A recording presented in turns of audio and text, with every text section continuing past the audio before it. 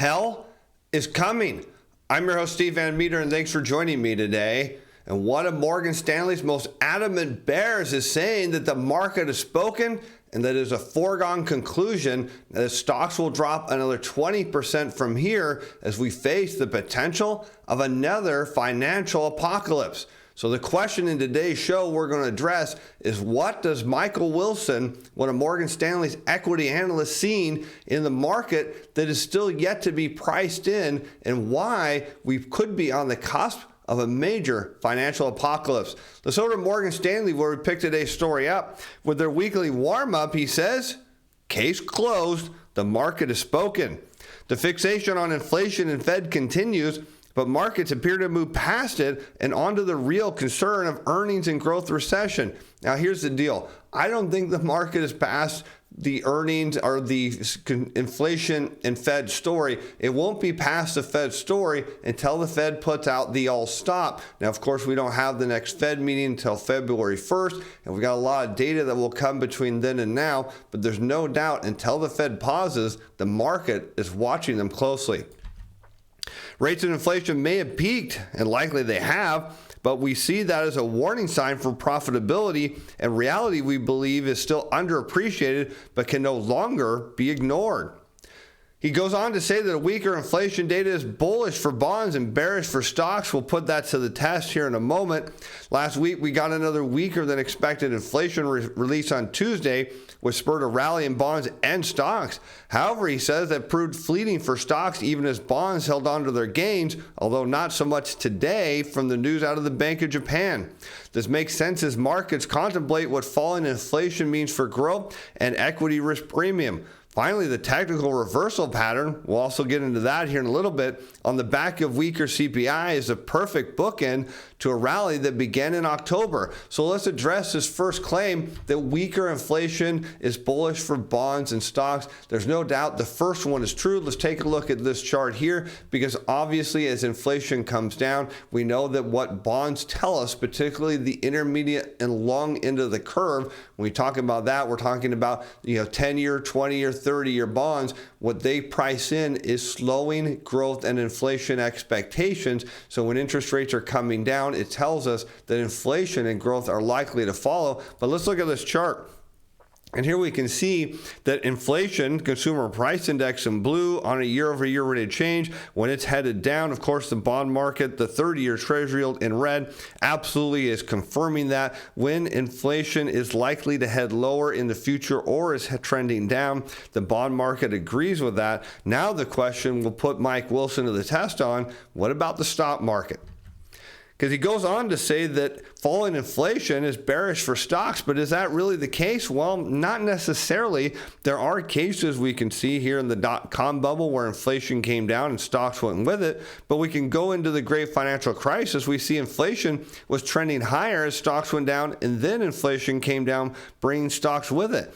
But there are periods here following about 2012 through 2015, inflation went down and stocks rallied, and it wasn't until around 2018 we saw inflation start to trend down, and that really wasn't so much bearish for stocks as it just went sideways. So the issue here is, what we see is inflation coming down is only a problem for stocks if it signifies that a recession is on the horizon. Of course, we can start to believe that Mike Wilson believes that a recession is indeed a foregone conclusion here. And of course, he provides some additional reasoning as to why he thinks that stocks are coming down and we are likely to have a recession. And in that case, inflation would come down, and that would indeed be bearish for stocks. But if inflation just cools off, as we likely believe it will, then it is nowhere near bearish for stocks on the broad picture.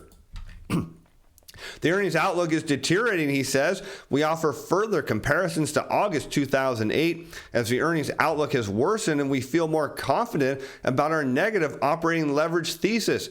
Ironically, client pushback that view has increased over the past few months, which we think is directly related to the rise in equity prices and the view that, everyone is bearish. And the market isn't always efficient in pricing major earnings downturns before they arrive, as we further compare today to August 2008 on several key metrics as a reminder. All right, so let's address this now, because he said earnings outlook is deteriorating. And the question we need to ask is, indeed, is this priced into the market already? Because it makes sense that this would happen. Without fiscal and monetary stimulus that obviously pumped up corporate earnings and profits, without that, they're likely to come down. We knew that going into it. We knew that the moment they started withdrawing all the stimulus. So the question now is, does the market realize it? And he goes on to say that everyone is bearish. And as we talked about on the Sunday show, that is usually a strong inflection point. When everyone's on one side of the view, the market tends to go the other direction. But let's look at this chart and try to figure out if indeed the market is pricing in an earnings recession. Here we see corporate profits after tax in blue against the Wilshire 5000 price index, or a total U.S. stock market in red. And we can see in cases where corporate profits are coming down and stock prices are actually following that lower going into the great financial crisis. We can see here in the dot-com bubble, the corporate profits were flat. The stock market got a little ahead of itself and came back down. And here we can see kind of 2012 through 2019, corporate profits trended higher a little bit, but the stock market had to come back into reality as it was expecting much higher profits, and the market needed to reflect that didn't happen. But now look, what Wilson is saying here is that there's going to be a surprise. In fact, earnings are going to be pretty bad. Profits are going to be down, and the market's not prepared for it. But what we can see here is perhaps just the opposite. The market may already actually be aware of this. And again, it wasn't a surprise because we've seen over the last couple quarters, companies either pulling guidance or saying, hey, you know what? Things are going to get worse.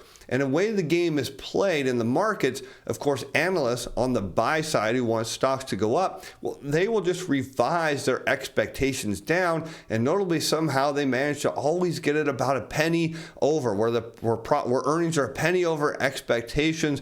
And that's all that matters, is that analysts revise their expectations down and these companies beat it. Even if their earnings are weaker than we thought, as long as they're not at the level where analysts believe, again, as long as analysts believe that earnings are better than they thought, things can actually turn out just fine.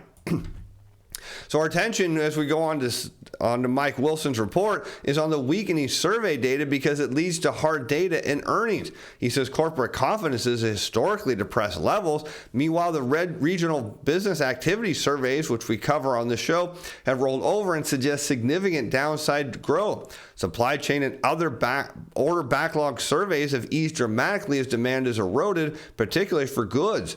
Further, both the soft data and the hard data show that excess inventory has been built, a dynamic that's putting pressure on the end market pricing. Bottom line, he said, demand is worsening more than we expect. And reality is we expected demand to come down, but let's take a look at the survey data because this is one place where Mike Wilson and I agree. And here you can see current general activity of the Philly Fed regional survey against corporate profits after tax. And sure enough, when we see the regional survey head lower, it means that likely profits are headed lower. Of course, the question we need to keep in mind is that already priced in? And when we look at inventory levels, again, this just validates what we know is that inventory levels are too high. And of course, we need to see demand either increase or we need to see production and new orders decrease until the inventory levels are brought down. And that is consistent with what we're seeing here in the Philly Fed. As manufacturing activity goes down, that means inventory levels are soon to peak and roll over and head lower until they get normalized. Then we see manufacturing production start to increase. So yes, this is again where Mike Wilson and I really agree that these Fed regional surveys are telling us that there is going to be a downturn in the economy. The question again is that I need to ask here, is this priced in? While we called for the end of the tactical rally 2 weeks ago, we think that last week's price action provided the technical reversal to confirm it. More specifically, the lower than expected CPI released from November on Tuesday drove the equity markets to open up sharply in the morning, only to fail at a key resistance level, which we'll look at in a moment, which, of course, Morgan Stanley highlighted 2 weeks ago. More importantly, that price action left a negative price tail that looks similar to the upside tail back in October. We made our tactical rally call on the back of that upside tail reversal, and last week provided the perfect book into our trade. He says, Case closed. And what their case is, he's got these lines drawn on his chart, and he said those lines are dictating where the market goes. I do want to point out that technical analysis does not predict prices, but drawing lines on charts makes people feel really good. And in this case, Mike Wilson is saying that those lines matter. I want to make a different case for you. It just so happens that that line actually coincides with something else. As we can see here in green, he draws in the 200-day moving average, and notably, I think that is more of a significant point. Let's take a look at the recent price action here of the S&P 500. In tan, you see the 200-day moving average. And when the market peaks, what you notice is it'll first eventually cross through the 200-day moving average, and then it will try to reclaim it. In this case, we see right here it failed. Stocks sold down, tried to reclaim it a second time and failed. Stocks sold down, tried to reclaim it a third time, didn't do it. Tried to make it a fourth time, failed. And of course, you see stocks sell down. Now, I want you to look at this picture right here, because we're going to go back to 2008, which of course Mike Wilson mentions that he thinks that there's a lot of similarities to, and I'm going to tell you, I don't agree. And here you can see what happens. The market peaked back in, of course, 2008. And what happened, it failed through its 200-day moving average, tried to reclaim it, failed, tried to reclaim it, got rejected and sold off. And look what happened. Tried to reclaim it, got rejected and sold off, and then never made it back. You'll notice what we're seeing this time is a completely different picture, where it's attempting to do it and starting to form what could be a broader bottom, which again comes back to the question is this already being priced in the market? And I think there's a case. To further support this point, we know that many institutional managers have actively increased their equity exposure over the past months as markets were rallying. He says that the sentiment doesn't match positioning, and yes, that is the case where we see sentiment is actually bearish, but we notably exposure is rising. Of course, there is a case for that because money managers have to deploy their investments. They can't sit on cash in perpetuity. Investors tend not to like that. He goes on to say that looking ahead, we're feeling more confident about our 2023 forecast for the S&P 500 earnings per share of $195, which remains well below both the bottom-up consensus of 231 and top-down forecast of 215. In fact, the leading macro survey data has continued to weaken. Based on this data, he says we're leaning toward a bear case of 180 for 2023 EPS. And now you start to make the case of why Mike Wilson says the stocks are coming down a lot more than people believe. Let's take a look at this chart provided by Morgan Stanley. And here you can see his non-PMI leading economic indicator suggests $180 earning per share. Again, he's saying, hey, the market isn't pricing that in. But he doesn't expect a balance sheet recession next year or systemic financial risk. However, he says the earnings recession by itself could be similar to what transpired in 2008 and 2009. Of course, on top of that, we did have a financial crisis. He remains decidedly in the 3,000 to 3,300 camp with a bias toward the low end given our view on earnings. And here what that means for the S&P 500, if we look at a bigger picture, that's putting it somewhere down in this range here, which from today down to 3,000 would be an approximate 20% decline in the major index.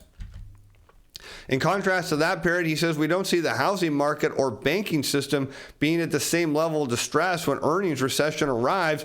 I'm going to disagree with that. While this lack of balance sheet recession won't prevent the equity market from making new lows, it does mean we don't expect a 50% downside from current levels as in August 2008. So here again, we're already starting to see weakness in the housing market. Of course, we haven't seen that big, devastating move where people are stopping making their payments, but we're seeing a marked slowdown begin. And of course, if it starts to snowball, well, that's where Mike Wilson and I may disagree. In the short term, I don't think we see a huge sell, but at some point there is a crisis, and I'll get to why here in a bit.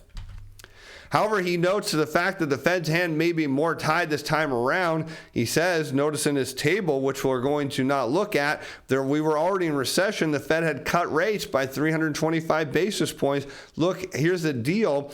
We may avoid, he says, an economic recession and have a soft landing, but we would caution against that outcome for equity investors because our view simply means there's no relief coming from the Fed. And I disagree completely because the Fed, here against the Consumer Price Index, index often cuts rates ahead of the CPI peaking. You can see it happens time and time again. So the notion that even though the Fed claims that they're going to wait until consumer prices get down near their 2% target before they pause or cut, there's no evidence in history that suggests that that is true.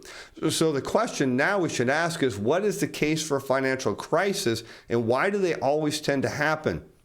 It's very simple, because we are in a debt-based economy. And if there's a big expansion of debt, think fiscal and monetary stimulus, which we got a big expansion of debt, and people can't afford to make payments on that debt when all that stimulus is withdrawn, well, then eventually it leads to delinquencies and defaults. That's why in yesterday's show we talked about the coming auto loan crisis, which we've been warning about for years, because all it takes is people to stop paying. It happened in the great financial crisis when people stopped paying on their homes. The only question for this time around is, what are they going to stop paying on? And well, I'm sure enough, we'll find out in the years to come. With that, I'm Steve Van Metre. Thanks for watching. Thanks for being fans. Bye now.